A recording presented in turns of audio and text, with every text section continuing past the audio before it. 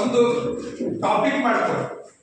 ವಿಧಾನ ಸುದ್ದಿ ಟಾಪಿಕ್ ಕೆಳಗಡೆ ನಿಮ್ಮ ಇಷ್ಟದ ಅಥವಾ ನಿಮ್ಮ ಆಯ್ಕೆಯ ಅಥವಾ ನಾನು ಬರೆದಿರ್ತಕ್ಕಂಥ ಯಾವುದಾದ್ರೂ ಒಂದು ಹೆಸರು ಬರ್ತದೆ.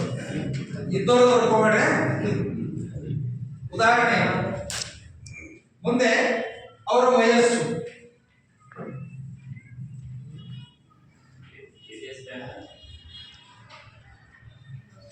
ಡ್ಯಾಶ್ ಗ್ರಾಮದ ನಿವಾಸಿ ಯಾರು, ನಿಮ್ಮ ಇಚ್ಛೆ ಬರ್ಬೇಕು. ನಿಮ್ಮ ಇಚ್ಛೆ ಬರ್ಬೇಕು ಅಂದ್ರೆ ನಿಮ್ಮ ಸುದ್ದಿಯ ಮೂಲದ ಪ್ರಕಾರ ಏನ್ ಬರ್ಬೇಕಪ್ಪ ಅಂತಂದ್ರ ಮೊದಲ ಹೆಸರು ಊರ ಹೆಸರು ಬರಲೇಬೇಕು. ಉದಾಹರಣೆಗೆ ಇಲ್ಲಿ ಕಲಬುರಗಿ ಗ್ರಾಮ ಅದಕ್ಕೆ ಬರೋಲ್ಲ. ಕಲಬುರಗಿ ಏನದ ಜಿಲ್ಲೆ ಅದ.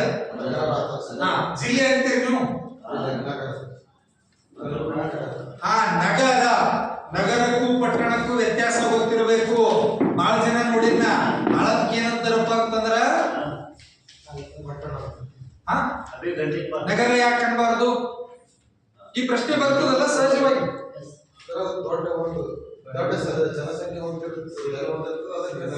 ಅಲ್ಲ, ನಗರಕ್ಕೂ ಪಟ್ಟಣಕ್ಕೂ ವ್ಯತ್ಯಾಸ ಏನಂತ ಕೇಳಿದ್ರ ನಗರಕ್ಕೆ ಬೇಕಾಗಿರ್ತಕ್ಕಂಥ ಮೂಲಭೂತ ಸೌಕರ್ಯಗಳಾಗಲಿ ಜನಸಂಖ್ಯೆ ಆಗಲಿ ಇಲ್ಲಿ ಇಲ್ಲ. ಸೊ ಹೀಗಾಗಿ ನಾವೇನ್ ಮಾಡ್ತೀವಿ, ಇದನ್ನ ಪಟ್ಟಣ ಅಂತ ಕನ್ಸಿಡರ್ ಮಾಡ್ತೀವಿ. ನಾವು ಬಹಳ ಜನ ನೋಡಿ ಇನ್ನೂ ಕೂಡ ಬರೆಯಳ ಏನ್ ಮಾಡ್ತಾರಪ್ಪ ಅಂತಂದ್ರ ಆಳಂದ ನಗರದ ಅಂತ ಕರೀತಾರೆ. ತಪ್ಪು. ಯಾಕಂದ್ರೆ ಇನ್ನು ಇದು ಪಟ್ಟಣದ ವ್ಯಾಪ್ತಿಯಲ್ಲಿಯೇ ಇದೆ. ಸೊ ಅದಕ್ಕೆ ನಾವೇನ್ ಮಾಡ್ಬೇಕು, ಇದಕ್ಕ ಪಟ್ಟಣ ಅಂತ ಹೇಳಿ ಕರಿಬೇಕು. ಸೊ ಡ್ಯಾಶ್ ಗ್ರಾಮದ, ಪಟ್ಟಣದ, ನಗರದ ನಿವಾಸಿ ನರಸಿಂಹ. ಮುಂದೆ ಬ್ರಾಕೆಟ್ ಏನ್ ಹಾಕ್ಬೇಡಿ, ಯಾಕಂದ್ರೆ ಆಲ್ರೆಡಿ ತಗೊಂಡಿರ್ತೀರ. ಅವರು ತೀವ್ರ ಅದರಿಂದ ಅದು ಏನಿರ್ತದೆ ಅದು ಬರೀ. ಅದು ಏನಿರ್ತದೆ ಹೃದಯಾಘಾತನೆ ಯಾಕೆ ಆಗ್ಬೇಕು, ಅಲ್ಲಿ ಏನಾಗಿರ್ತದೆ ಅದು ಅನಾರೋಗ್ಯದಿಂದ ನಿಧನರಾದರು.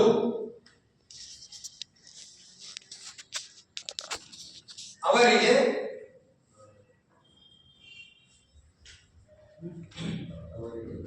ಪತ್ನಿ ಸೇರಿದಂತೆ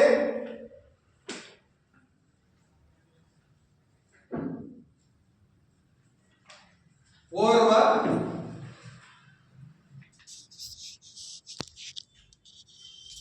ಪುತ್ರ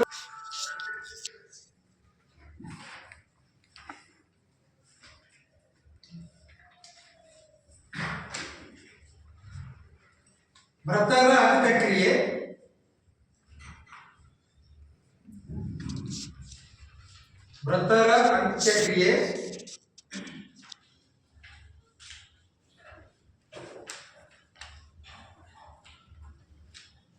ಇಂದು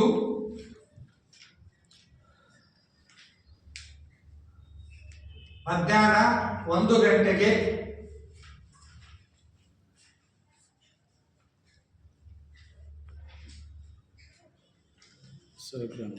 ಅವರ ಸ್ವಂತ ತೋಟದಲ್ಲಿ